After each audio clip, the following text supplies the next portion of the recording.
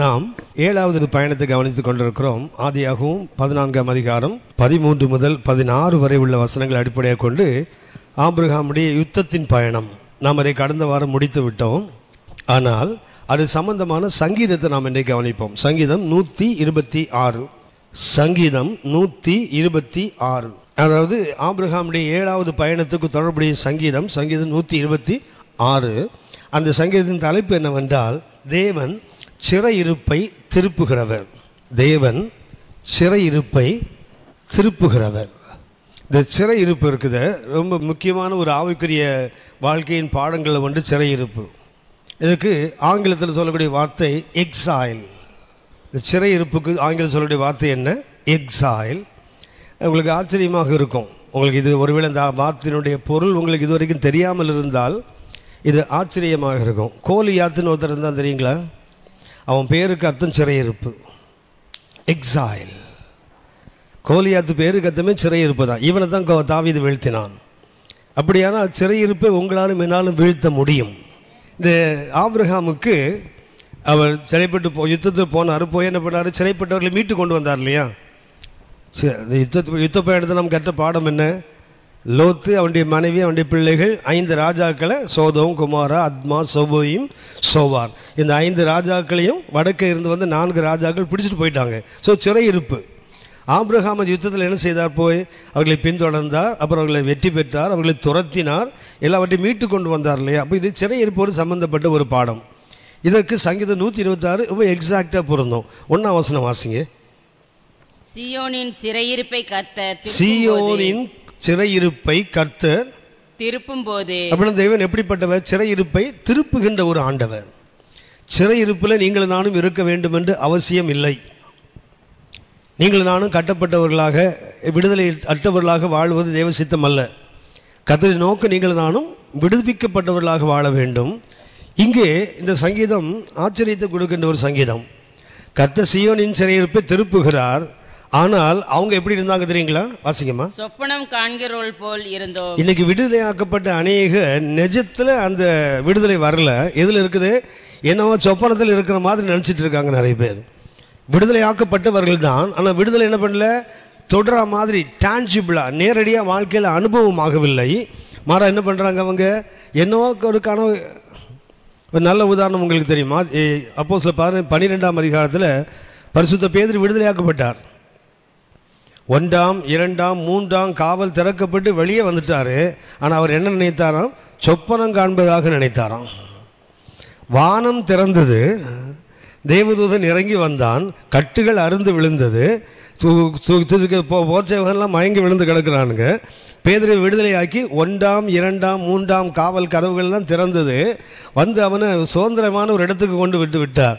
அப்போ தான் அவனுக்கு தெளிவு வருகிறது. தெளிவு வந்தபோது அவருக்கு எப்படி நினச்சாராம்? சொப்பனம் காண்றோம் போல இருக்குது. இன்றைக்கி அநேக ஆவிக்குரியவர்கள் என்று சொல்லுகிறவர்கள், அநேகர் ஆவிக்குரிய வாழ்க்கையில் நடத்துகிற நீங்களும் நானும் கூட அநேக நேரத்தில் நம்முடைய விடுதலை நமக்கு எப்படி இருக்குது தெரியுங்களா? கற்பனையாக, சொப்பனமாக. பசியாக இருக்கிறவன் எந்த கனவு கண்டா என்ன இருக்கும்? அது சாப்பிட்ற மாதிரி தான் இருக்கும். தாகமாக இருக்கிறவன் கனவு கண்டா குடிக்கிற மாதிரி தான் இருக்கும். அப்படி தான் ஏசாயா சொல்லுகிறான். ஏசாயா 28ஆம் அதிகாரம் எடுங்க. ஏசாயா 28ஆம் அதிகாரம் 19ஆம் வசனம் வாசி. 19-20 வாசிங்க. அது புரண்டு வந்த மாத்திரத்தில் உங்களை அடித்து கொண்டு போகும். அது நாள்தோறும் இரவும் பகலும் புரண்டு வரும். அதை பற்றி பிறக்கும் செய்தியை கேட்பதும் சஞ்சலத்தை உண்டாக்கும். கால் நீட்ட படுக்கை நீளம் போதாது. கால் நீட்டுறதுக்கு எது போதாதான்? 6 அடி ஆசாமியை 3 அடி கட்டில் நீளத்தை படுக்க வச்சா என்ன ஆவா? சுருட்டி மடக்கி படுத்துட்டு இருப்பான். கால் நீட்ட படுக்கையின் நீளம் போதாது. அடுத்தது போர்வையின் அகலமும். இது அதை விட கொடுமை. மூடிக்கொள்ள இந்த யாராவது செத்தானா தேசிய கொடி மேலே விரிப்பான் தெரியுங்களா? அது மாதிரி ஒரு பெட்ஷீட்டை கொடுத்து அவன் என்னத்துக்கு ஆவான்? விடுதலை பெற்ற அநேகருடைய நிலை இன்னைக்கு தான். கால் நீட்ட படுக்கை நீளமும் போராது, அதே போல் மூடிக்கொள்ள போர்வையின் அகலமும் போராது. சும்மா ஒரு டவல் மாதிரி ஒன்று கொடுத்துட்டு நல்ல குளிரில் கொண்டு போட்டு அவன் என்ன பண்ணுவான்? அதை இங்கே மூடுனா இங்கே திறக்கும், இங்கே திறந்தா அங்கே மூடும். இதுதானே வாழ்க்கை. இப்போ கர்த்தர் சிறையிருப்பை திருப்புகிறார். ஆனால் அந்த சீயோன் ஆசாமிங்க எப்படி இருக்கிறாங்க? சொப்பனம் காண்கிறவர்கள் போல. ஏசாயா 29:7 வாசிங்க. அரியலின் மேல் யுத்தம் பண்ணுகிற திரளான ஜகல ஜாதிகளும். யார் இவர்கள்? அரியேல் என்றால் எருசலேமினுடைய இன்னொரு பெயர். அரியேல் என்பது எருசலேமினுடைய இன்னும் ஒரு பெயர். எருசலேமுக்கு சொல்லப்படுகின்ற அரியேல். அரியேல் அரியோக் ஞாபகம் இருக்குதா? அரியோக் ஞாபகம் இருக்குதா? போன வாரம் தான் சிங்கத்தை போன்றவன். போன வாரம் கவனிச்சோமே, 4 எதிரிகள் ஆபிரகாம் 4 எதிரிகள் ஒருத்தன் யாரு? அரியோக். அது லயன் லைக், சிங்கத்தை போன்றவன். அது எருசலேமோட அரியேல் என்ற ஏல் என்றால் காட். அரியேல் என்றால் லயன் ஆஃப் காட் என்ற அர்த்தம். எருசலேமுக்கு இன்னொரு பெயர். அது வாசிங்க 7ஆம் வசனம் மறுபடியும் வாசிங்க. அரியேலின் மேல் யுத்தம் பண்ணுகிற திரளான சகல ஜாதிகளும் அதன் மேலும் அதன் அரண் மேலும் யுத்தம் பண்ணி அதற்கு இடுக்கண் செய்கிற அனைவரும் ராக்கால தரிசனமாகிய சொப்பனத்தை காண்கிறவர்களுக்கு ஒப்பாய் இருப்பார்கள். சியோன் ஆசாமியும் இப்படித்தான் இருக்கிறான், சொப்பனம் காண்றவனா இருக்கான். சியோனுக்கு எதிராக வர்றவனும் இப்படித்தான் இருக்கிறான், சொப்பனம் காண்றவனா தான் இருக்கிறான். சங்கீதம் 126 வாஸ்தவம். அது யாருவன்? சியோனின் சிறையிருப்பை கர்த்தர் மாற்றும் போது அவங்க எப்படி இருந்தாங்களாம்? சொப்பனம் காண்றவன் போல. விடுதலை பெற்றவனும் சொப்பனம் தான் காண்றான். இவனுக்கு இந்த சியோனுக்கு எதிராக வர்றவன் யாரு? அரியலுக்கு எதிராக வருகின்ற ஜனங்கள். இவங்க யாரு? அடுத்த வசனம் வாசித்து பாருங்க. ஏசாயா 29:8. அது பசியாய் இருக்கிறவன். எப்படி இருக்கும் அந்த கனவு? எப்படி இருக்கும்? பசியாய் இருக்கிறவன் தான் புசிக்கிறதாக சொப்பனம் கண்டும். இது நம்ம கற்பனை இல்லை, வசனம் சொல்லுது. பசியா இருக்கிறவன் அப்படியே பசியில் தூங்குறவனுக்கு என்னதான் வரும்? சாப்பிட்ற மாதிரி தான் கனவு வரும். அடுத்தது சொப்பனம் கண்டும் விழிக்கும் போது அவன் வெறுமையாய் இருக்கிறது போலவும் தாகமாய் இருக்கிறவன் தான் குடிக்கிறதாக சொப்பனம் கண்டும் விழிக்கும் போது அது விடாய்த்து தவணத்தோடு இருக்கிறது போலவும் சியோன் மலைக்கு விரோதமாக யுத்தம் பண்ணுகிற திரளான ஜகல சாதிகளும் இருக்கும். தேவ ஜனத்துக்கு விரோதமாக வரக்கூடிய சியோனுடைய எதிரிகளுக்கு எப்படி இருக்கலாம்? விடுதலை பெற்றும் விடுதலை இல்லாம மாதிரி, சாப்பிட்ற மாதிரி இருக்கும், பசி நிற்காது, குடிப்பது போல இருக்கும், தாகம் தீராது. இது யாருக்கு? Anti Zionist. சியோனுக்கு எதிராக வர்றவனுக்கு இந்த அனுபவம் இருந்தால் நியாயம். ஆனால் விடுதலையாக்கப்பட்ட சியோனும் அப்படியே இருந்தால் அது பரிதாபம் இல்லை. சங்கீதம் 126 எங்கே ஆரம்பிக்குது? கர்த்தர் சியோனின் சிறையிருப்பை திருப்புகிறார். ஆனால் திருப்பினவனும் எப்படி தான் இருக்கிறான்? சொப்பனம் காண்ற மாதிரி தான் இருக்குது. நிஜ வாழ்க்கைக்கு இன்னும் வரல. ஆவிக்குரிய வாழ்க்கையின் அனுபவங்கள் எங்கே வரல? கற்பனையில் தான் நிறைய பேர் இருக்குது. அவர் எங்கே வரல? அது நிஜத்தில் வரலங்கிறது சுட்டி காட்டுகிறார் அந்த சங்கீதத்தில். 126:1 சியோனிஸ்ட். ஏசாயா 29:7-8 யாரு? சியோனுக்கு எதிராக வருகிறவன். 2 பேருமே சொப்பனம் காண்றான்னா அப்போ நீ சியோனா இருந்தா என்ன, சியோனுக்கு எதிரியா இருந்தா என்ன? 2 பேருக்கு என்னால் இவனும் கனவு அவனும் கனவு என்றால், இவனுக்கும் திருப்தி இல்லை அவனுக்கும் திருப்தி இல்லை என்றால், அப்படின்னா சியோனை சார்ந்தவன் என்று சொல்றது என்ன லாபம் இருக்குது? மீட்கப்பட்டவன் சொல்கிறோம், இன்னும் நமக்கு அந்த பழைய வாழ்க்கையினுடைய தாக்கங்கள் இருக்குமானால், பழைய வாழ்க்கையுடைய வீழ்ச்சிகளும் நஷ்டங்களும் இன்னும் இருக்குமானால் மீட்கப்பட்டு என்னதான் லாபம்? மீட்கப்பட்டு பயன் இல்லாமல் போயிடுது. அதான் அந்த 1ஆம் வசனம் சுட்டி காட்டுகிறது. 2ஆம் வசனம் வாசிங்க. அப்பொழுது நம்முடைய வாய் நகைப்பினாலும் நம்முடைய நாவு ஆனந்த சத்தத்தினாலும் நிறைந்திருந்தது. இப்போ கர்த்தர் சீயோனின் சிறையிருப்பை திருப்பும் சொப்பனம் காண்றவன் போல இருந்தானா, சொப்பனத்தில் சிரிச்சிருக்கிறான். திருப்பி வாசிக்கமா 2ஆம் வசனம். அப்பொழுது நம்முடைய வாய் எப்பொழுது சீயோனின் சிறையிருப்பை கர்த்தர் திருப்பினாரு, அவன் என்ன பண்றான்? சொப்பனம் காண்றவன் போல இருக்கிறான். அப்பொழுது எப்பொழுது? இந்த தூக்கத்தில் பார்த்துருக்கீங்களா? சில சிரிப்பான் பார்த்துருக்கீங்களா? சில குழந்தைங்களை பார்த்தீங்கன்னா தூக்கத்தில் சிரிக்கும். உடனே என்ன தோணுதுங்களா? ஏஞ்சல் விளையாடு தான் குழந்தையோட. என்ன பண்ணுமா? அது தேவதூது வந்து குழந்தை என்ன பண்ணுறான்? கிச்சிலிக்கா பண்ணுறானோ. அதனால தான் குழந்தை என்ன பண்ணுதான்? சரி, திடீர்னு பார்த்தீங்கன்னா முகம் அப்படி சுருங்கி போகும் பார்த்துருக்கீங்களா? அப்போ யார் பிசாசு வந்து கிள்றானா? சிரித்த போது தேவதூது கிச்சிலிக்கா பண்ணலாம். அவர் குழந்தை அழும்போது இல்லைன்னா முகம் ஒரு வாடி போகும்போது. விடுதலை பெற்றவர்களுக்கு கூட சந்தோஷம் எங்கே தான் நடக்குது? கனவுல தான் நடக்குது. ரியாலிட்டி அந்த நிஜத்துக்கு வரல. அப்பொழுது நம்முடைய வாய் நகைப்பினாலும் நம்முடைய நாவு ஆனந்த சத்தத்தினாலும் நிறைந்திருந்தது. அப்பொழுது கர்த்தர் இவர்களுக்கு பெரிய காரியங்களை செய்தார் என்று புறஜாதிகளுக்குள்ளே சொல்லிக் கொண்டார்கள். யார் சொல்றானுங்க? புறஜாதி எல்லாம் சொல்றான் கர்த்தர் இவங்களுக்கு பெரிய காரியம் செய்தார். இவனுக்கு தெரியல, இவன் தூங்கிட்டுல இருக்கிறான். இவன் சொப்பனம் கண்டு கொண்டல்வா இருக்கிறான். கனவுல தானே இவன் விடுதலை அனுபவிக்கிறானே தவிர நிஜத்தில் என்ன செய்யல. அது கனவில் வாழ்கின்ற ஒரு வாழ்க்கை அல்ல ஆவிக்குரிய வாழ்க்கை. கர்த்தர் சிறையிருப்பை திருப்பி இருப்பது உண்மை. அது யாருக்கு தெரியுது?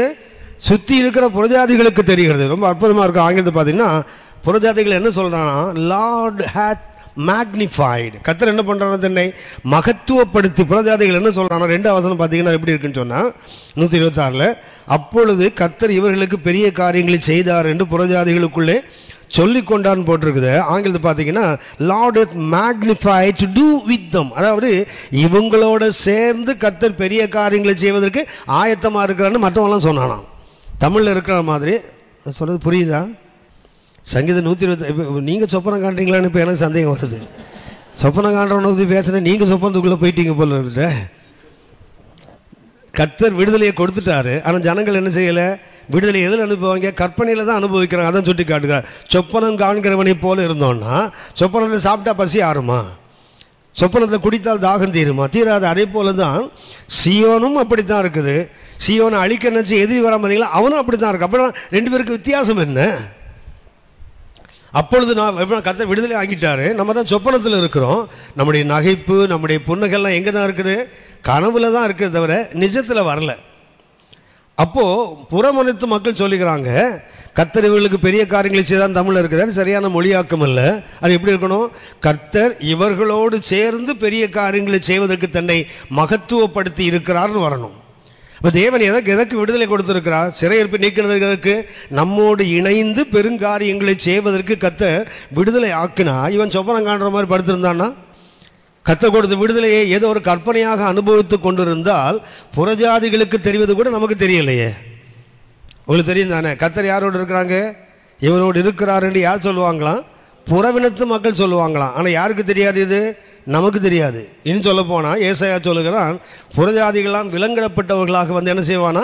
நம்ம நோக்கி விண்ணப்பம் பண்ணுவானா. ஏன்? நமக்குள்ள யார் இருக்கிறாங்களா? கர்த்தர் இருக்கிறான். மெய்யாகவே நீர் உம்மை, மெய்யாகவே நீர் உம்மை எடுங்க. ஏசாயா 45 மறைத்து கொண்டிருக்கிற தேவன். ஏசாயா 45:15 வாசிங்க. இஸ்ரவேலின் தேவனும், இஸ்ரவேலின் தேவனும் இரட்சகருமாகிய நீர் மெய்யாகவே உம்மை மறைத்து கொண்டிருக்கிற தேவனாய் இருக்கிறீர். தேவன் எப்படிப்பட்டவர்? தன்னை எங்க மறைச்சு வச்சிருக்கிறார்? கர்த்தர் தன்னை எங்கே மறைத்து வைத்திருக்கிறார்? ஐயா, நமக்குள்ள இருக்கிறார் அவர். தேவன் தன்னை எங்க? 14ஆம் வசனம் வாசிங்க. 14. ஏசாயா 45:14 வாசிங்க. எகிப்தின் சம்பாத்தியமும், எகிப்தின் சம்பாத்தியமும், எத்தியோப்பியாவின் வர்த்தக லாபமும், நெடிய ஆட்களாகிய சபையரின் வர்த்தக லாபமும் உன்னிடத்திற்கு தாண்டி வந்து உன்னுடையதாகும். அவர்கள் உன் பின்னே சென்று விலங்கிடப்பட்டு நடந்து வந்து உன்னுடனே மாத்திரம் தேவன் இருக்கிறார் என்றும். தேவன் எங்க இருக்கிறாரு? உன்னோட மாத்திரம்தான் தேவன் இருக்க. யாருக்கு தெரியும்? எகிப்தியனுக்கு தெரியுது, எத்தியோப்பியனுக்கு தெரியுது, சபையனுக்கு தெரியுது. சீயோனில் உள்ளவனுக்கு மாத்திரம் தெரியல. தேவன் யாருக்குள் இருக்கிறாரோ அவனுக்கு தெரியல. சுற்றி இருக்கிற எல்லாருக்கும் தெரியுது தேவன் உன்னோடு இருக்கிறார். வாசிக்கப்பா. அவரை அல்லாமல் வேற தேவன் இல்லை என்றும் சொல்லி உன்னை பணிந்து கொண்டு. யாரை பணிந்து கொள்வாங்க? கர்த்தரை தானே பணிந்து கொள்ளணும். புறஜாதிகள் வந்தால் யாரை பணிந்து கொள்ளணும்? கர்த்தரை பணிந்து கொள்ளணும். இவங்க யாரை பணிறாங்க? நமக்குள்ள தேவன் இருக்கிறார்ல, நம்மை பணிந்து கொள்வதில்லை. மாறாக யாரை பணிந்து கொள்றாங்க? நமக்குள்ள தேவன் இருப்பதனால யாரை பணிந்து கொள்வாங்களா? நம்மை பணிந்து கொண்டு. கவனிங்க, 1 ராஜாக்கள் 18ஆம் அதிகாரத்தில் ஒபிதியா என்று ஒரு மனிதன் இருப்பான். இந்த ஒபிதியாட்ட ஆகாப் சொல்லுவான், போ இந்த மிருக ஜீவன்களுக்கு புல்லெல்லாம் தேடி போகும்போது எலியா அவனுக்கு எதிரே வருவான். எலியா வந்தோன்னு என்ன ஒபிதியா என்ன பண்ணுவான்? போய் அவனை தரை மட்டும் விழுந்து அவனை வணங்குவான். யாரை வணங்குறான்னா எலியாவை அல்ல, எலியாவில் இருக்க தேவனுடைய அபிஷேகத்தை.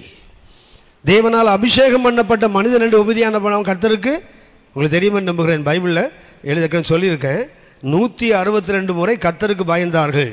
கர்த்தருக்கு பயந்து இதை செய்துன்னு போட்டிருக்கு பைபிளில். ஆனால் கர்த்தருக்கு மிகவும் பயந்து என்று எழுதப்பட்டது ஒரே ஒரு முறை தான். அது யாருன்னா இந்த ஒபிதியா. இந்த ஒபிதியா எலியாவை பார்த்து என்ன பண்ணுறான்? அவனுக்கு முன்பாக விழுந்து. காரணம் என்ன? எலியாவை அல்ல, அவனுக்குள் இருக்க தேவனுடைய அபிஷேகத்தை.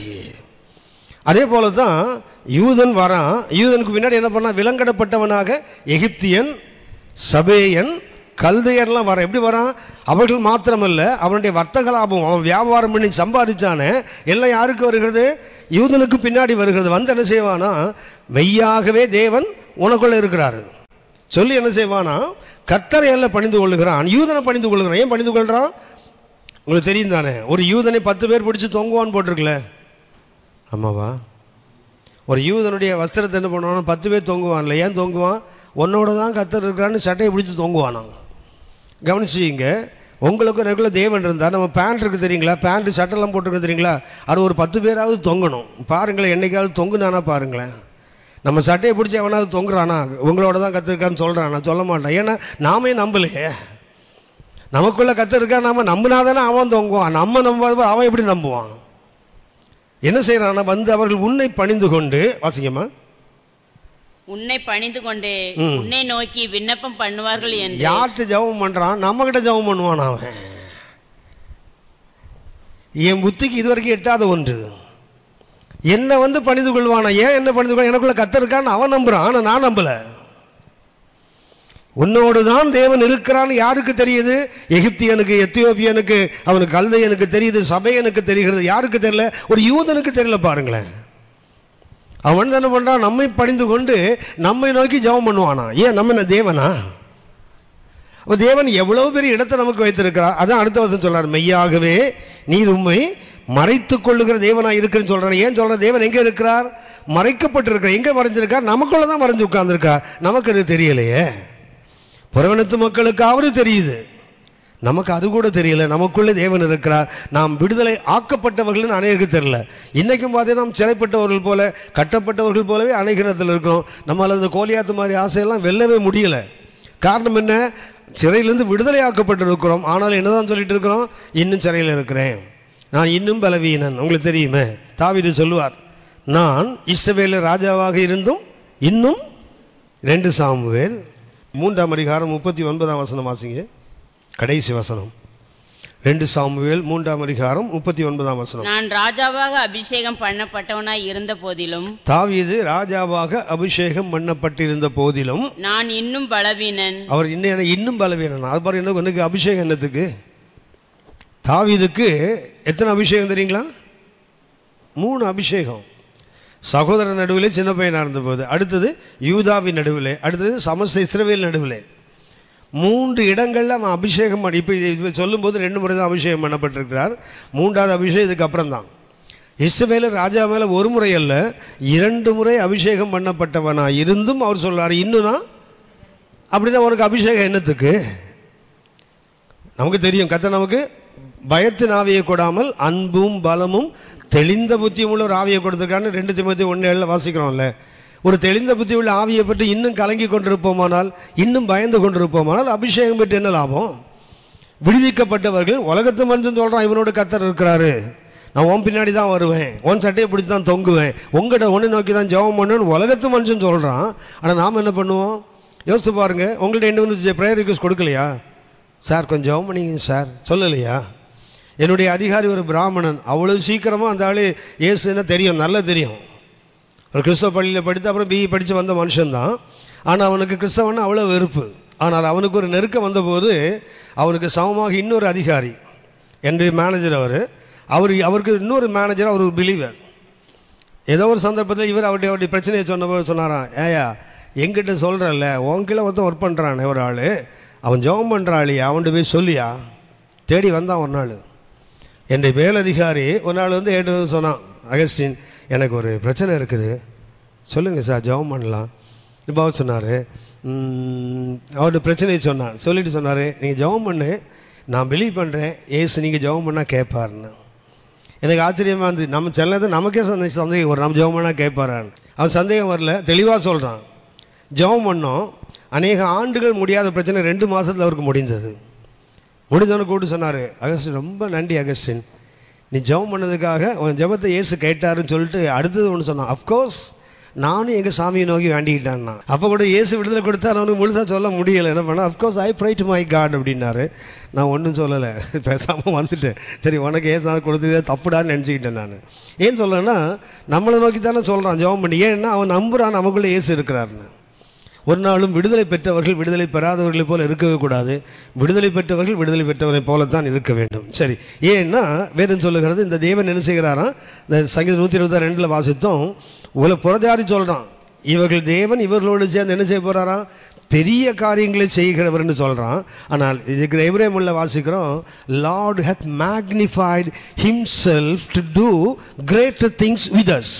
நம்மோடு இணைந்து கர்த்தர் பெரிய காரியங்களை செய்ய அவர் தன்னை ஆயத்தப்படுத்தி கொண்டிருக்கிறார். ஒன்று நல்ல கவனிங்க, நான் ஒருவரோடு போய் சேர்ந்து ஒரு காரியம் செய்து என்றால் அதுக்கு அர்த்தம் வேறு. அவர் என்னோடு வந்து ஒரு காரியம் செய்தார் என்றால் அதுக்கு அர்த்தம் வேறு. புரியுதா? என்ன புரிஞ்சது? ஒன்றும் புரியலை, அது புரிஞ்சது. அது மதிவாணனோடு அகஸ்டின் போனார்னா, மதிவாணன் பெரியவர், அகஸ்டின் வந்து ஹெல்ப்பர். அகஸ்டினோடு மதிவாணன் வந்தார் என்றால் அகஸ்டின் பெரிய ஆள், மதிவாணன் சின்னவர். சில கம்பெனிஸில், சில ஆஃபீஸில் பார்த்தீங்கன்னா அவர் 30 வருஷம் ஒர்க் பண்ணியிருப்பார். புதுசாக ஒரு பையன் போய் 4 வருஷம் என்ன சொல்லுவாங்க, தம்பி என்னோட தான் வேலை செய்கிறாரு, தம்பியோடு நான் வேலை செய்கிறேன்னு சொல்லுவாரா? ஏன், அவர் பெரியவர். பெரியவர் எப்படி தெரியும்? இவர் அவரோட வேலை செய்யறதான் சொல்லுவாங்களே தவிர அவர் இவரோட வேலை செய்ய சொல்ல, நீ பிறக்கிறதுக்கு முன்னாடி நான் வேலைக்கு போயிட்டேன்டான்னு வர அவர், இல்லையா? ஆமாவா? சரி, இப்போ நாம் கர்த்தரோடு இணைந்து வேலை செய்வோமா, இல்லை கர்த்தர் நம்மோடு இணைந்து வேலை செய்வாரா? நாம் தேவனோடு இணைந்து வேலை செய்வோமா, இல்லை கர்த்தர் நம்மோடு இணைந்து வேலை செய்வாரா? நான் கர்த்தரோடு போய் வேலை செய்கிறேன்னு சொன்னால் கர்த்தர் பெரியவர், நான் சின்னவன். கர்த்தர் என்னோடு இணைஞ்சு வேலை செய்கிறாருன்னா நான் பெரிய ஆள், கர்த்தர் சின்னவர். இப்போ சொல்லுங்கள், நான் கர்த்தரோடு கிரியை செய்கிறேன்னா கர்த்தர் என்னோடு கிரியை செய்கிறாரா? கர்த்தர் நம்மோடு கிரியை செய்கிறார். ஆமென் சொல்லுங்க. அவ்வளவு பெரிய தேவனாக இருந்தும், அதான் அந்த 2ஆம் வசனம், Lord has magnified himself to do greater things with us. நம்மோடு இணைஞ்சு பெரிய வேலை செய்ய அவர் காத்திருக்கிறார். மார்க் 16ஆம் அதிகாரம் 19-20 வசனங்களை வாசிங்க. மார்க் 16ஆம் அதிகாரம் 19-20. இவ்விதமாய் கர்த்தர் அவர்களுடனே பேசின பின்பு, உயிர்த்தெழுந்த இயேசு அவங்களுக்கு பெரிய அதிகாரத்தெல்லாம் கொடுத்து என்ன பண்ணார்? பேசி முடித்த பின்பு பரலோகத்துக்கு எடுத்துக்கொள்ளப்பட்டு, இயேசுநாதர் பரலோகத்துக்கு எடுத்துக்கொள்ளப்பட்டு தேவனுடைய வலது பார்சத்தில் உட்கார்ந்தார். எவ்வளவு நாளைக்கு அப்புறம் இயேசு பரத்துக்கு எடுத்துக்கொள்ளப்பட்டு பிதாவின் சமூகத்தை பக்கத்தில் உட்கார்ந்தார்ல, அப்பாடா அனுப்பி உட்கார்வார்ல, எவ்வளவு நாளைக்கு அப்புறம் உட்கார்றாரு? என்னம்மா? 33 வருஷத்துக்கு அப்புறம் உட்கார்றாரு. புறப்பட்டு வந்தார்ல, அங்கிருந்து புறப்பட்டு வந்தார்ல, மரியாதை இது பிறந்தார்ல, உலகத்தில் 33 வருஷம் ஊழியம் பண்ணாரா? ஊழியம் செய்து முடிச்சுட்டு என்ன பண்ணுறாரு? இப்போ தான் உயிர்த்தெழுந்து எல்லாத்தையும் முடிச்சு 40 நாளாக முடிச்சு என்ன பண்ண போய் அப்பாடான்னு உட்கார்றாரு. உட்கார்ந்த உடனே இவங்க சொல்லிட்டு போயிட்டாரு, விசுவாசிகளாக நடக்கும் அடையாளங்கள் அவன் எல்லாம் சொல்லிட்டு போயிட்டாரு. இயேசுநாதர் போய் அப்பாடா பெரிய வேலையை அக்கம்ப்ளிஷ்மெண்ட்டை முடிச்சுட்டார் இல்லையா? முடிச்சு உட்கார்ந்தாரு. 20ஆம் வசனம் வாசிங்க. அவர்கள் புறப்பட்டு போய், இவர் போய் உட்கார்ந்தாரு. அவங்க என்ன பண்ண, மீதி சீஷர்கள் புறப்பட்டு போய் எங்கும் பிரசங்கம் பண்ணினார்கள். அவர் போய் உட்கார்ந்துட்டாரு, இவங்க போய் ஊழியம் பண்றாங்க. கர்த்தர் அவர்களுடனே கூட கிரியை நடப்பித்து, இப்பதான் போய் உட்கார்ந்தாரு. இவனுங்க புறப்பட்டான தூதுன்னு ஓடி வந்துக்கிறாரு கூட. 33 ஆண்டுகளுக்கு அப்புறம் போய் மேல உட்கார்ந்தவர் இவங்க புறப்பட்டு போனோன்னு என்ன பண்றாரு? ஐயோ ஐயோ, நான் இங்கே இருக்கக்கூடாது, எங்கே இருக்கணும்? என் பிள்ளைகளோட கூட சொல்லிட்டேனே, உலகம் இங்கே போ எல்லாம் சொல்லுன்னு சொல்லிட்டு வேற வந்துட்டேனே. இப்போ என்ன பண்ணணும்? தனியெல்லாம் போகுது என் பிள்ளை. என்ன பண்ணுறாரு? குடுகுடுன்னு ஓடி வந்து என்ன பண்ணுறாரு? வாசிமா. அவர்களுடனே கூட கிரியை கவனிச்சிங்களா? கர்த்தரோடு அவங்க கிரியை செய்யலை, அவங்களோடு கர்த்தர் கிரியை செய்கிறார். அவன் ஹெல்ப்பர் மாதிரி போகிறார் பின்னாடி. இயேசுநாதர் என்ன பண்ணுறாரு? ஹெல்ப்பர் மாதிரி பின்னாடி போய் சொல், டே கட்டிங் பிளேயர் எழுறா, உடனே இயேசுநாதர் கொடுப்பார். அப்படின்னு சொல்லுவார். இயேசு நாமத்தில் பே ஓடு, ஓடுறான்னு இயேசுநாதர் துரத்துறாரு. சொல்கிறது வேலை யார் வேலை? பேதுரு வேலைன்னா துரத்துற வேலை யார் வேலை?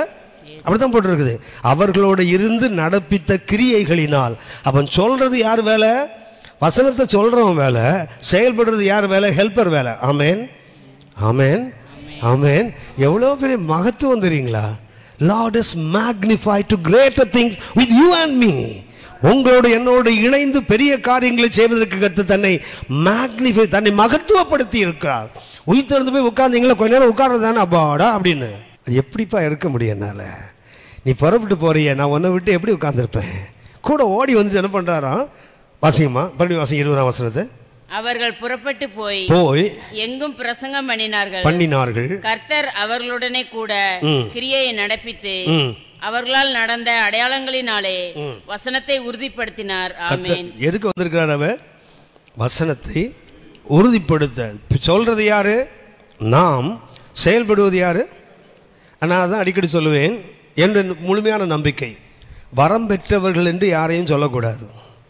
ஏன்னா வரம் யார்கிட்ட இருக்குது? கர்த்தர்கிட்ட இருக்குது. நாம் புறப்பட்டு போகும்போது கர்த்தர் நம்மோடு வர்றாரு. அப்படி தான் போட்டிருக்கு. 1 Corinthians 12 வாசித்து பாருங்க. அவனுடைய பிரயோஜனத்துக்கு தக்கதாக அது பகிர்ந்து கொடுக்கப்படுகிறது.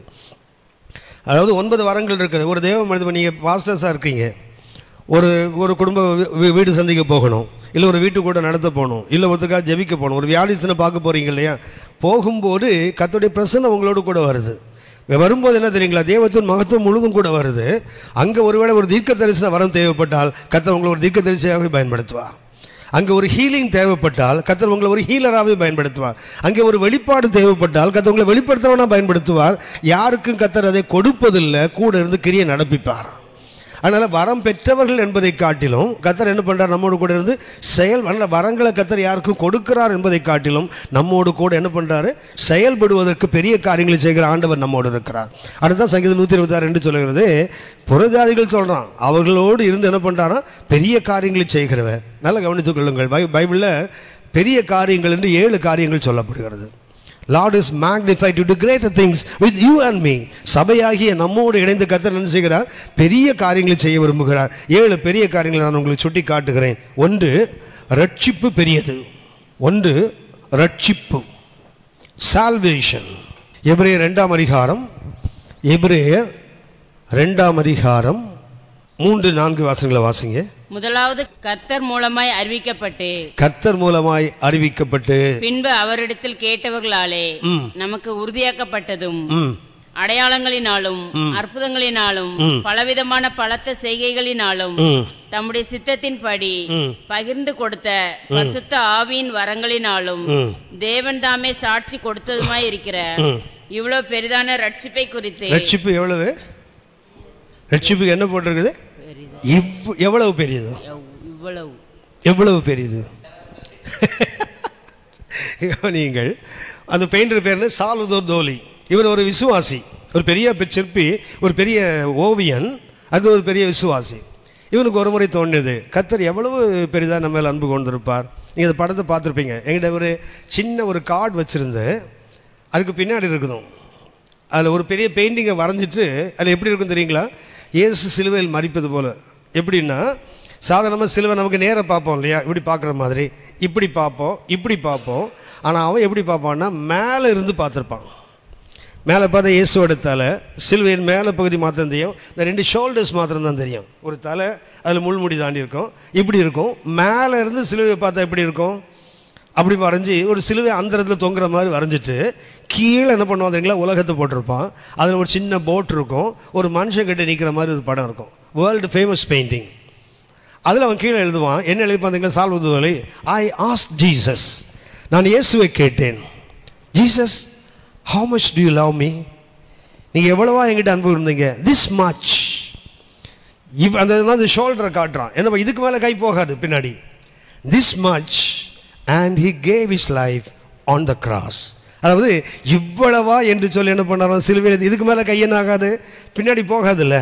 எவ்வளவு அன்பு கூர்ந்தீங்க, இவ்வளவு இவ்வளவு இவ்வளவு இவ்வளவுன்னு, அதுக்கு மேலே இவ்வளவு, இதுக்கு மேலே கையே போகாதுப்பா. அடுத்தது சால்வதோர் ஷோல்டரை காட்டியிருப்பான், தலையை காட்டியிருப்பான், this much I loved you. இவ்வளவுன்னா சிலுவையில் என் ஜீவனை கொடுக்கிற அளவுக்கு நான் உண்மையில அப்படின்னா எவ்வளவு பெரிய ரட்சிப்பு, ஜீவனை கொடுக்கிற அளவுக்கு.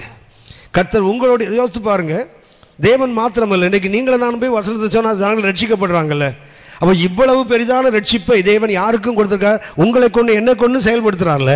அப்படின்னா God has magnified himself to greater works with you and me. நம்மோடு இணைந்து பெரிய காரியங்களை செய்ய என்ன பண்ண தேவன் தன்னை ஆயத்தப்படுத்தி இருக்கிறார். ஒன்று என்ன, ரட்சிப்பு. இரண்டாவதாக சங்கீதம் 31:19. சங்கீதம் இரண்டாவது பெரிய காரியம் என்னன்னா, சங்கீதம் 31:19.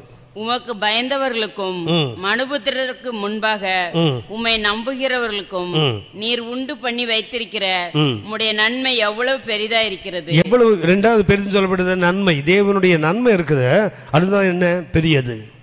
ஒன்று அவருடைய ரட்சிப்பு பெரியது, இரண்டாவதாக தேவனுடைய நன்மை, ஆங்கிலத்தில் குட்னஸ்.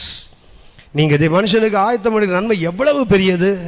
அவர் இரண்டாவது பெரிய காரியம் என்ன, நன்மைகள். மூன்றாவதாக எரேமியா 32ஆம் அதிகாரம், எரேமியா 32ஆம் அதிகாரம் 19ஆம் வசனம். எரேமியா 32:19. யோசனையில் பெரியவரும். அவர் எதுல பெரியவர், கவுன்சல், யோசனையில் பெரியவர். அப்படின்னா கர்த்தர் எதற்கு நமக்கு பெரிய காரியம் என்ன, அவருடைய ஆலோசனை. அவருடைய யோசனை பெரியது. நான்காவதாக சங்கீதம் 18:35. சங்கீதம் 18:35. உம்முடைய ரட்சிப்பின் கேடகத்தையும் எனக்கு தந்தீர். உம்முடைய வலதுகரம் என்னை தாங்குகிறது. உம்முடைய காருண்யம் என்னை பெரியவனாக்கும். அடுத்தது என்ன? காருண்யம், ஆங்கிலத்தில் கைண்ட்னஸ், இரக்கம். சங்கீதம் 18:35 வாசிக்கிறோம். எது பெரியது? உம்முடைய காருண்யம் மிகவும் பெரியது, அந்த கைண்ட்னஸ், இரக்கம். ஐந்தாவதாக சங்கீதம் 92:5. சங்கீதம் 92:5. கர்த்தாவே உமது கிரியைகள் எவ்வளவு மகத்துவமானவைகள். அடுத்தது என்ன? அவருடைய கிரியைகள், கர்த்தருடைய கிரியைகள் எவ்வளவு பெரியது, எவ்வளவு மகத்துவமானது. ஆறாவது லூக்கா 10:2. லூக்கா 10:2. அப்பொழுது அவர் அவர்களை நோக்கி, அறுப்பு மிகுதி, வேலையாட்களோ கொஞ்சம், ஆகையால் எது அதிகம்? அறுவடை, ஹார்வெஸ்ட். எது பெரியது? கர்த்தருடைய அறுவடை மிக மிக பெரியது. அறுவடை மிகுதின்னு சொன்னார். அதுக்கு அர்த்தம் என்ன? Harvest is great. எது பெரியது? ஒரு பெரிய அறுவடை உங்களுக்கு எனக்கு காத்திருக்கிறது. ஏழாவதாக இதுக்கு இன்னொரு வசனம் பார்த்தீங்க. ஏசாயா 2:2. ஏசாயா 2:2, 2-3 வசனங்களை வாசிங்க. ஏசாயா 2:2, 2-3 கடைசி நாட்களில் கர்த்தருடைய ஆலயமாகிய பர்வதங்களின் கொடுமுடியில் ஸ்தாபிக்கப்பட்டு மலைகளுக்கு மேலாக உயர்த்தப்படும். எல்லா ஜாதிகளும் அதற்கு ஓடி வருவார்கள். எவ்வளவு பெரிய அறுவடை பாருங்க. உலகத்தின் அத்தனை ஜாதிகளும் என்ன பண்ணுவான்? அந்த மலையின் இடத்துக்கு ஓடி வருவார்கள். திரளான ஜனங்கள் புறப்பட்டு வந்து, அதான் கர்த்தர் சொன்ன அறுவடை மிகுதின்னு சொன்ன காரணம் என்ன? கடைசி நாட்கள்ல பர்வதத்தின் கொடுமுடியில அவருடைய ஸ்தானம் ஸ்தாபிக்கப்படும். எல்லா ஜனங்களும், எல்லா பாஷைக்காரர், எல்லா மனிதன் என்ன பண்ணுவாங்க? திரளா எந்த இடத்துக்கு ஓடி வருவார்கள். ஒரு அறுவடை பெரியது. ஏழாவதாக அவருடைய வல்லமை பெரியது. யாக்கோபு 3:, ஜேம்ஸ், புக் ஆஃப் ஜேம்ஸ், யாக்கோபு 3:5. அப்படியே நாவானதும் சிறிய அபயமாய் இருந்தும் பெருமையானவர்களை பேசும் பாருங்கள். சிறிய நெருப்பு எவ்வளவு பெரிய காட்டை கொளுத்தி விடுகிறது. என்ன ஆகும்? ஒரு சிறிய நெருப்பு தான் என்ன பண்ணி எவ்வளவு பெரிய காட்டை, அப்படி என்ன இருக்குது? ஒரு பெரிய வல்லமையை கத்தவங்க நாமல வைத்திருக்கிறார். சிறிய அவயவம் தான். அது நெகட்டிவ்ல மாத்திர, பாசிட்டிவ்ல என்ன செய்ய முடியும்? நீங்கள் நானும் பெரிய காடுகளை கத்தருக்காக என்ன செய்ய முடியும்? கொளுத்தி விட முடியும். சிம்சோனை கொளுத்தி விட்டான கொளுத்தி விட முடியும்.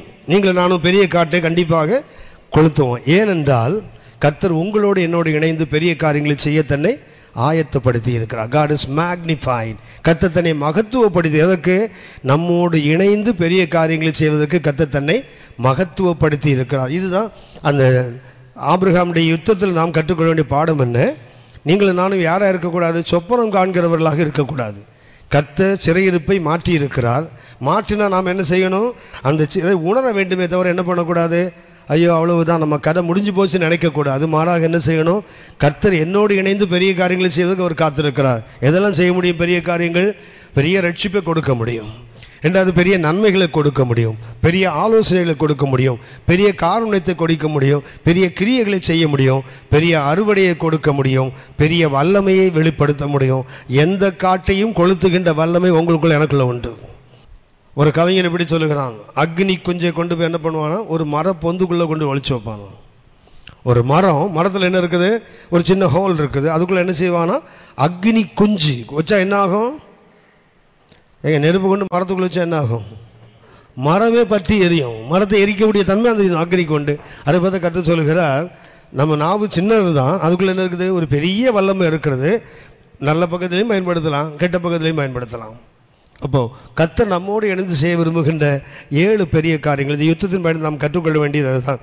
சங்கீதம் 126:4 வாசிங்க. சங்கீதம் 126:4. கர்த்தாவே, தெற்கத்தி வெள்ளங்களை திருப்புவது போல எங்கள் சிறையிருப்பை திருப்பும். அப்படின்னா சிறையிருப்பு திருப்பப்பட்டவர்கள் தான். 1ஆம் வசனம் என்ன வாசித்தோம்? 126:1 வாசிங்க. சீயோனின் சிறையிருப்பை கர்த்தர் திருப்பும் போது. கர்த்தர் திருப்பிட்டாரா இல்லை திருப்ப போறாரா? திருப்பும் போதுன்றா கர்த்தர் செய்து திருப்புகிறார். திருப்பும் போது இவன் என்ன பண்றான்? தூங்கிட்டு இருக்கிறான். சொப்பனை காண்கிறது போல உட்கார்ந்துருக்கிறான். 126 நாள் என்ன பண்ணுறான்? ஜெபம் பண்ணுறான். ஆண்டவரே எங்கள் சிறையிருப்பை திருப்பப்பட்டவன் எதுக்கு ஜெபம் பண்ணுறான்? திருப்பும் ஆண்டவரேன்னா இது பரிதாபமாக இல்லையா? அப்படின்னா சொப்பனம் காண்கிறது போல இருந்தால் கர்த்தர் கொடுக்குற நன்மைகள் வந்தும் தெரியாமல் இருந்தால் என்ன பண்ணுவோம் தெரியுங்களா? நம்ம பாட்டுக்கு புலம்பிடும், ஆண்டவரே என்னை திருப்பம், ஆண்டவரே ஆண்டவரே என்னை விடுதலையாக்கும் ஆண்டவரே, இப்படி சொல்லிட்டு இருக்கிறோம் இல்லையா?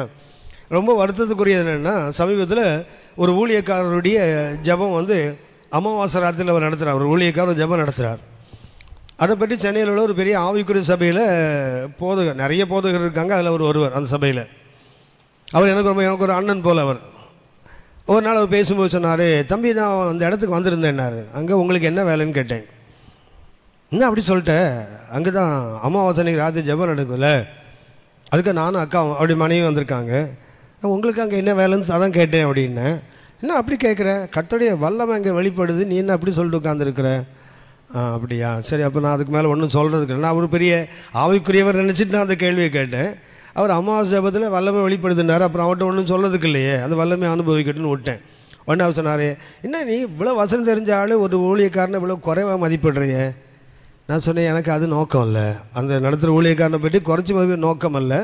இப்படி இது பிப்ளிக்கலாக நாங்கள் என்ன கொடுக்குறாங்கன்னா, பைபிளில் போட்டிருக்குது கையை வச்சு ஜெபம் பண்ணால் சுகமாவான், இல்லை சபையின் மூப்பர் கொடுக்காது அதுக்கான எண்ணெயை பூசி ஜெபம் பண்ணால் சுகமாவான். உப்பு கொடுக்குறாங்கன்னா உப்பு கொடுக்குறாங்க அப்படின்னு சொன்னால், நான் கேத்தலிக்லேருந்து எனக்கு உப்பு எது கொடுப்பான்னா அந்தோனியார் கோயிலையும் சவரியார் கோயிலையும் உப்பு காணிக்காக போடுவான், அதான் எனக்கு தெரியும். இங்கே ஜெபம் பண்ணி உப்பு கொடுக்குறாருன்னா எனக்கு அது புரியலை, ஏன்னா பிப்ளிக்கல் இல்லையே அப்படின்னு சொன்னேன். எலிசா அன்னைக்கு தண்ணிக்குள்ளே உப்பு போட்டான்ல, அப்போ வல்லமை நடந்ததில்லை, அது மாதிரி இவர் உப்பு கொடுக்குறார். அப்படியே இப்போ அதுக்கு மேலே நான் ஒன்றும் சொல்ல, உன்னுடைய புரிந்துகள் விட்டுரு, நீ ஒரு நாள் பார் உனக்கு தெரியும்னாரு. நான் சொன்னேன், நான் பார்க்க வேண்டிய அவசியம் எனக்கு இல்லை, எனக்கு என் வசனம் சொல்லுது, என்னைக்கு கர்த்தர் விடுதலை ஆக்குறேன் அன்றைக்கி நான் விடுதலை ஆகிட்டேன், அவ்வளோதான். இதுக்கு மேலே விடுதலை ஆகலைன்னு சொன்னால் என் பைத்தியக்காரத்தனமே தவிர வேதம் அல்ல, கர்த்தர் அல்ல. அவர் என்ன என்றைக்கோ விடுதலை ஆகிட்டார், நான் ஏற்றுக்கலை. நீ இப்படி திமிரா பேசுவார் எனக்கு தெரியும், ஒரு பெரிய பாஸ்டர் திமிரா பேச, ஏன்னா அண்ணன் தம்பி பேசுவார், திமிரா பேசவும் தெரியும். நீ பாரு ஒரு நாள் எத்தனை பாஸ்டர்ஸ் ஜெபம் பண்ணி கீழே விழுந்து எழுந்து போகிறான்னு பாரு. அப்போ நான் சொன்னேன், அவங்க பாஸ்டராக இருக்க மாட்டாங்க அப்படின்னு. பாஸ்டர்னா கண்டிப்பாக விழ மாட்டான். எவ்வளோ பெரிய மகத்துவமான அழைப்பு, எவ்வளோ மேன்மையான ஊழியம் அது. ஊழியம் உங்களுக்கு அவருக்கு பின்னாடி 100 பேர் 1000 பேர் நிற்கிறாங்களே, இவர் விழுந்தானே அவன் என்ன ஆவான்? அப்போ அவங்களுக்கு ஒரு பிரச்சனைனா இவர் அங்கே தான் கூப்பிட்டு போவார், அப்படி தானே? அங்கே தானே இவருக்கே விடுதலை அங்கே வேணும்னா, அப்போ அங்கே உள்ள ஒரு பிரச்சனை இவர் அங்கே தானே கூப்பிட்டு போகணும். இது பைபிள் இல்லைண்ணே, இது வேறு அப்படின்னே. நீ திருந்தவே மாட்டேன் பாப்பா அப்படின்னு ஃபோனை வச்சுட்டாரு. ஏன் சொல்கிறேன்னா, அவருடைய பார்க்குறதுங்களா, பெரிய பெரிய ஊழியம் செய்கிறவங்க சபை நடத்துகிறவங்க கூட கட்டுகளுக்குள்ளே இருக்கிறான்னு அவர் சொன்னார்.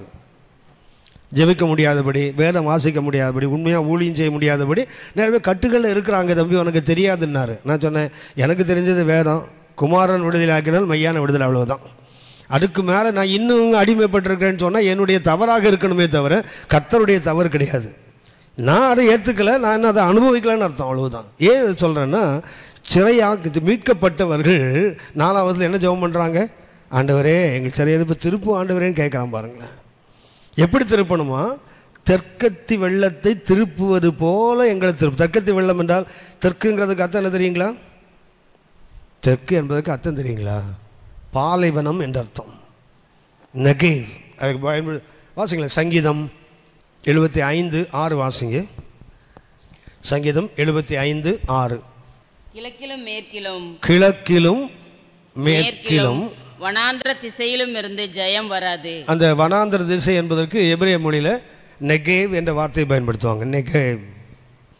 ஆதியாகமம் 12:9 வாசிங்க. ஆதியாகமம் 12:9. அதன்பின் ஆபிரகாம் புறப்பட்டு தெற்கே பிரயாணம் பண்ணி கொண்டு போனான். எங்க பிரயாணம் பண்ணி போனான் ஆபிரகாம்? தெற்கேன்னு போட்டிருக்கலையே, அதுக்கு பயன்படுத்துகிற வார்த்தை என்னதுங்க? நெகே. நெகேவ் என்றால் பாலைவனம் என்ற அர்த்தம். ஆபிரகாம் ஆயிக்கும் பெத்தேலுக்கும் நடுவே ஒரு பலிபீடத்தை கட்டி கர்த்தர் நாமத்தை தொழுது கொண்டார் 8ஆம் வசனத்தில். அதன் பின்பு ஆபிரகாம் என்ன பண்ணார்? தெற்கே பயணம் பண்ணி போனான்னு போட்டிருக்கு இல்லையா? உங்களுக்கு இஸ்ரவேலுடைய படம் உங்களுக்கு ஞாபகம் இருக்கும் நினைக்கிறேன். இதுதான் கானான். இந்த கானானுக்கு இது வடக்கு, இது தெற்கு, இது மேற்கு, இது கிழக்கு. இஸ்ரவேலுக்கு இது கிழக்கு, இது மேற்கு. இதை கலிலியா கடல், இது சவக்கடல், இது யோர்தான் நதி. இந்த பகுதியில் மத்திய தரைக்கடல் இருக்குது. மேற்கு கடல், வெஸ்ட் சி, இல்லைன்னா மெடிட்ரேனியன் சி, மத்திய தரைக்கடல். இது யோர்தான் நதி, இது சவக்கடல். இங்கே எகிப்து இருக்குது. இங்கே இருப்பது எகிப்து. இங்கே சீரியா, இங்கே அசீரியா, இங்கே பாபிலோன். இஸ்ரவேலை சுற்றி இருக்க நாடுகள் இதுதான். இந்த பக்கத்தில் எகிப்து, இங்கே அரேபியா. இது பாபிலோன், இது அரேபியா, இது சீரியா, இது அசீரியா, இது எகிப்து. இஸ்ரவேலை சுற்றி இருக்க நாடுகள் இதுதான். இப்போது இது வடக்கே என்றால் ஆபிரகாம் எங்கே இருக்கிறார்? இங்கே இருக்கிறார். சீகேமுக்கு வந்தார். ஜெருசலேம் இங்கே தான் இருக்குது. என்ன பண்ணுறார்? இவர் இங்கிருந்து புறப்பட்டு தெற்கே பயணம் பண்ணுகிறார். தெற்கே பயணம் பண்ணால் இந்த பகுதிக்கு பேர் என்ன பேருங்களா? நெகேவ், பாலைவனம் என்ற அர்த்தம். இதுக்கு வந்தார். இங்கே வந்தது பஞ்சம். மறுபடியும் இங்கே மறுபடியும் எகிப்துக்கு போனார் ஆபிரகாம். அப்படியானால் தெற்கத்தி வெள்ளம் என்றால் என்ன? வனாந்திரத்தின் நிலம். வனாந்திரத்துக்கு தண்ணீர் போனால் என்ன ஆகும்? வனாந்திரத்துக்கு தண்ணீர் போனால் என்ன ஆகும்? வீணாகும். வீணாகும், எல்லா தண்ணியும் காணாமல் போயிடும். சஹாரான்னு ஒரு பாலைவனம் இருக்குது, ஞாபகம் இருக்குங்களா? இந்த சஹாராவுக்கு நதிகள் வராமல் இல்லை, நதி வருது. அந்த மலையிலிருந்து புறப்படுற நதிகள் சஹாரா வருது. அந்த பாலைவனம் குடிச்சிறதுனால நமக்கு பைபிளில் சொல்லுது, நதிகள் புறப்பட்டால் எங்கே போய் சேரும்? கடலில் போய் சேரும். பிரசங்கம் 2ஆம் அதிகாரம் 6-7 வருஷத்தில் வாசிக்கிறோம். எல்லா நதியும் புறப்பட்டு கடலுக்கு போகும், தங்கள் புறப்பட்டு திரும்பவும் போகும்னு போட்டிருக்குது.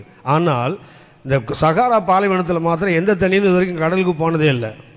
மலையிலிருந்து புறப்படுகிறது, வந்து சஹாரா பாலைவனம் குடிச்சிறதுனால அது கடலுக்கு போனதே இல்லை. இப்போது தெற்கத்தி வெள்ளம் என்றால் அர்த்தம் என்ன? பாலைவன நீரை திருப்பா விட்டால் என்ன ஆகும்? அது வீணாக போயிடும். அதுதான் அவன் சொல்லுகிறான். எப்படி எங்களை திருப்புங்க? தெற்கத்தி வெள்ளங்களைப் போல எங்களை திருப்பும். திருப்பாவிட்டால் நாங்கள் பயனற்று போயிடுவோன்றான். பாலைவனத்துக்கு போனால் தண்ணீர் என்ன ஆகும்? வீணாக போகும், விரயமாக போயிடும். விழலுக்கு இறைத்த நீரை போல பாலைவனத்தை தண்ணீர் என்ன பிரயோஜனம்? ஒன்றும் நடக்காது. ஆகவே சொல்ல, ஆண்டவரை எங்களை திருப்போம். அட பாவி மனுஷா, உன்னை ஏற்கனவே கத்த திருப்பிட்டார். அவனை சீயோனே கத்த உன்னை ஏற்கனவே திருப்பி விட்டார். ஆனால் இவன் என்ன ஜெபம் பண்ணுறான்? சொப்பனம் காண்றவனை போல இருந்தால் புறஜாதியே சொல்கிறான். தேவன் இவர்களோடு பெரிய காரியம் செய்ய அவர் தன்னை ஆயத்தப்படுத்தி கொண்டார்னு புறஜாதி சொல்கிறான். ஆனால் இவன் என்ன சொல்கிறான்? ஆண்டவரே, தெற்கத்தி வெள்ளத்தை திருப்புவது போல எங்களை என்ன பண்ணுங்க, திருப்பும் என்று சொல்லுகிறான். எவ்வளோ அவல நிலை பாருங்களேன். அப்படியானால் இன்னைக்கு சிறையிருப்பு என்பது நல்ல கவனித்துக் கொள்ளுங்கள், வெளியே இல்லை, உள்ளே இருக்குது. நாம் இன்றைக்கு சிறை வீட்கப்பட்டவர்கள், அடிமைத்திலிருந்து வெளியே கொண்டு வரப்பட்டவர்கள். எந்த விதமான கட்டுகளோ காவல்களோ கண்ணிகளோ உங்களை என்ன ஒன்றும் செய்ய கர்த்தர் அதை விடுவித்து தான் கொண்டு வந்திருக்கிறார். ஆனால் நாம் இன்றைக்கி என்ன சொல்லிட்டு இருக்கோம் தெரியுங்களா?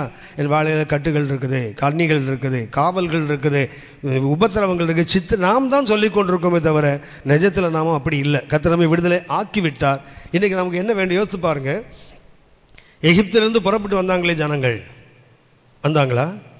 ஒரே ராத்திரியில் கர்த்தர் எகிப்து ஜனங்களை வெளியே எடுத்தார்ல. ஒரே பஸ்கா ராத்திரியில் கர்த்தர் என்ன பண்ணிட்டாரு? மொத்த ஜனங்களையும் 30 லட்சத்துக்கு மேற்பட்ட ஜனங்களை எகிப்துக்கு வெளியே கொண்டு வந்துட்டார். ஆனால் 40 ஆண்டுகள் ஆகியும் அவனுக்கு உள்ளிருந்து எகிப்தை எடுக்க முடியலல்ல. அப்பப்போ வெள்ளரிக்காய், வெள்ளை பூண்டு, வெங்காயம், மீன், கீரைன்னு ஆரம்பிச்சிட்டான்ல. ஏன்? எகிப்திலிருந்து வெளியே எடுக்க முடிந்தது, அவனுக்குள்ளேருந்து எகிப்தை எடுக்க முடியலை. அதுதான் உலகத்திலிருந்து கர்த்தர் வெளியே எடுத்து விட்டார். ஆனால் உலகத்தை நம்ம விட்டு எடுக்க முடியலை. இதுதான் போராட்டம். இதை மாத்திரம் நாம் எடுக்க கிருபை நமக்கு கிடைத்தால், அதை எடுப்பதற்கு நாம் நம்மை அர்ப்பணிப்போமானால், கண்டிப்பாக சொல்லுகிறேன், கர்த்தர் நம்மை விடுதலையாக்குனதோட முழு மேன்மைகளை நம்மால் அனுபவிக்க முடியும். 7 பெரிய காரியங்களை கவனிச்சோமே, இந்த 7 நமது வாழ்க்கையில் மாத்திரமல்ல, நம்மை கொண்டு பிறர் வாழ்க்கையிலும் கர்த்தர் செய்ய வல்லவர். Come out of Babylon. பாபிலோனை விட்டு கவனிச்சோமே, இந்த 7 நமது வாழ்க்கையில் மாத்திரமல்ல, நம்மை கொண்டு பிறர் வாழ்க்கையிலும் கர்த்தர் செய்ய வல்லவர். Come out of Babylon. பாபிலோனை விட்டு ஓடின்னு எரேமியா எழுதுவான். பாபிலோனை விட்டு ஓடு, எகிப்தை விட்டு வெளியே வா. நாம் இன்றைக்கு பாபிலோன், எகிப்து போன்ற தன்மைகளை விட்டு வெளியே வர கற்றுக்கொள்ள வேண்டும். இல்லாவிட்டால் சிந்தைக்குள்ளே எகிப்து இருக்குமானால், சிந்தைக்குள்ளே பாபிலோன் இருக்குமானால், கர்த்தர் எத்தனை பெரிய காரியங்கள் நமக்கு செய்தாலும் அது பயனற்று போயிடும். ஏன்னா கர்த்தர் நம்மோடு இணைந்து பெரிய காரியங்களை செய்ய தன்னை மகத்துவப்படுத்தி இருக்கிறார். Lord is magnified to do greater things with us. நம்மோடு இணைந்து நம்மோடு சேர்ந்து செயல்பட கர்த்தர் காத்திருக்கிறார். கர்த்தருடைய கிருபையை கேட்போம், கர்த்தர் கண்டிப்பாக கொடுப்பார். நாம் ஜெபிப்போம்.